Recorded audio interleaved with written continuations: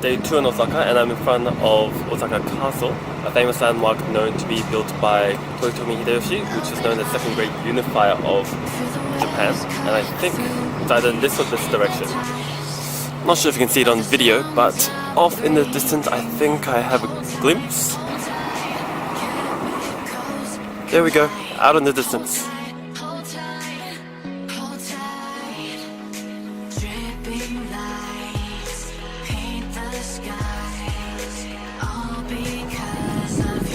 It's quite picturesque, I have to admit. I didn't expect like a park or garden feel to this castle. It's also quite interesting seeing the mix of people here. There's the obvious massive tour groups and buses, but there's also the locals who come here to exercise, stretch, and just have a quiet day.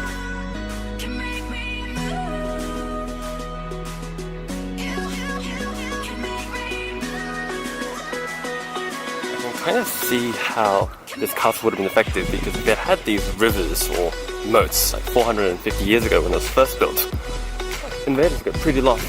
Ooh, something touristy. You can catch a boat along this river. I don't even know what this is. River moat. That map there kind of makes it look like a moat, but it does have some sort of river, the Osaka River, going through it. It's probably some sort of like channeled water.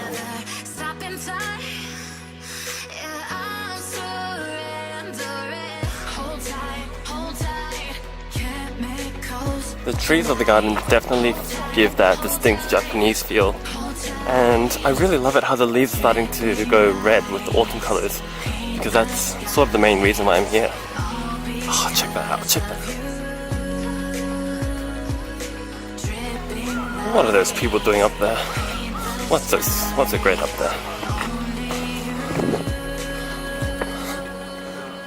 Huh. Not bad. Not bad.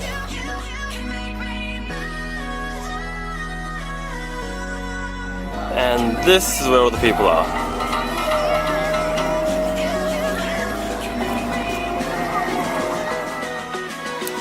Yeah, so the square in front of the castle just seems to be an area catered for tourists. There's like a photo booth with a samurai looking warrior.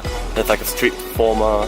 There's some building here, which I don't know what it was initially, but now it's like a cafe/restaurant, which just leaves the castle itself with 1,200 yen entry fee, but I'm starting to wonder if it's actually worth it.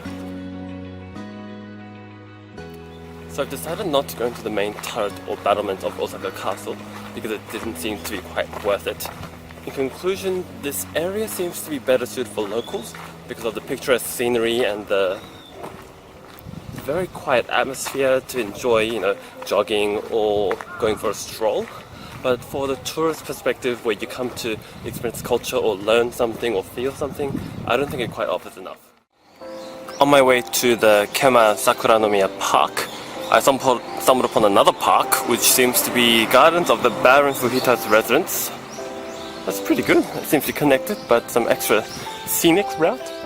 I have to admit, when it comes to gardens, Japan definitely does it better. But that could be also because Australia doesn't have any proper greenery. Just all yellow. I might take a break on one of these little bench things.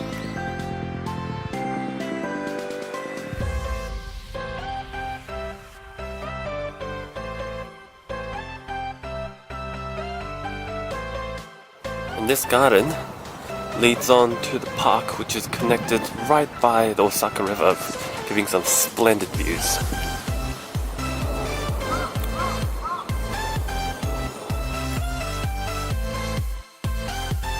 And this is Sakuranomiya Park, again located next to the Osaka River. Apparently all these trees are cherry blossom trees, so in the autumn you get this beautiful red-orange sunset color. And is it spring, when it's cherry blossom season, you get those beautiful white-pink colors. So this seems to be a hot place. I bet if it's cherry blossom season, this place will be packed. I should prefer it won't be.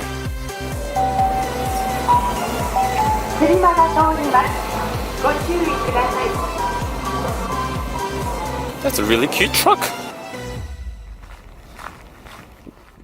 I don't know why there's sand here.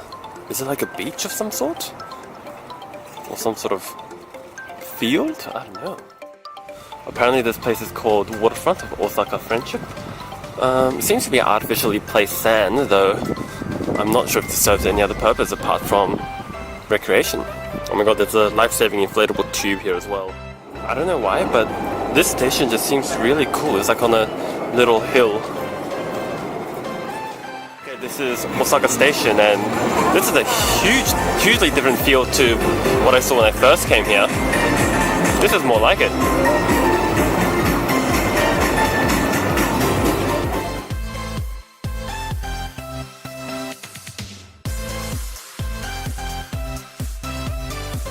Next we have the Umeda Sky Building, which isn't the tallest building in Japan, but is one of the most recognizable landmarks. I think it's known for the City of the Air concept, which was built in the 1980s. It's got a garden up there and a lookout, and I think there's a little township that replicates the 19th century style on the base as well. As expected, there's a garden and an observatory up there. So apparently we take the escalator from the 3rd to the 39th floor.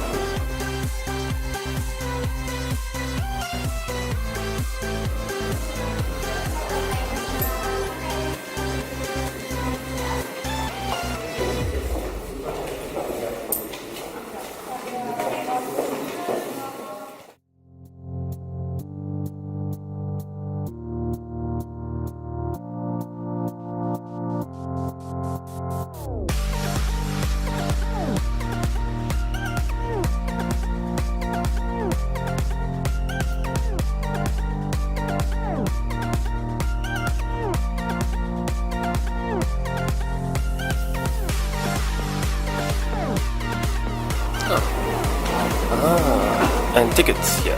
I think we've come at a good time because it's about 4:25. The sunset right around the corner.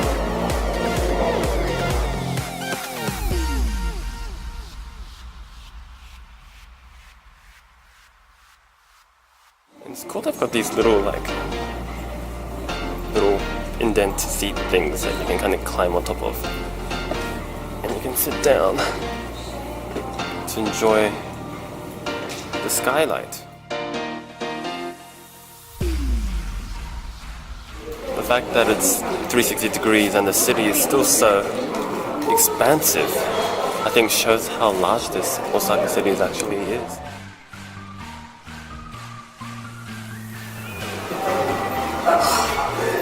It really makes you wonder how large the city is and how cities are in general, like quite astounding.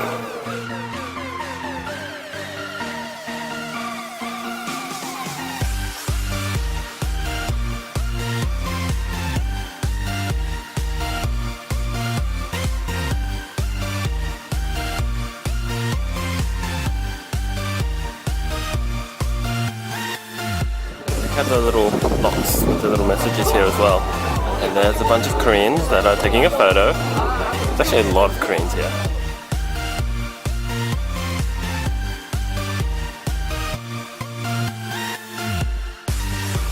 Another feature of the Umeda Sky Building is the underground restaurant area, which aims to capture the 19th century Japanese feel.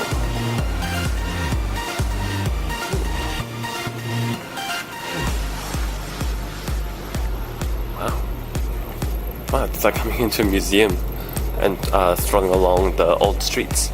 Now this I like. That must be an old car or something. Wow. Now I think more places should have things like this. Themed places. Ooh. Oh, I can't choose where to go. Retro style posters. Those are awesome. There's a water feature outside. Oh, this place is too cool. And this is that water feature we saw from before.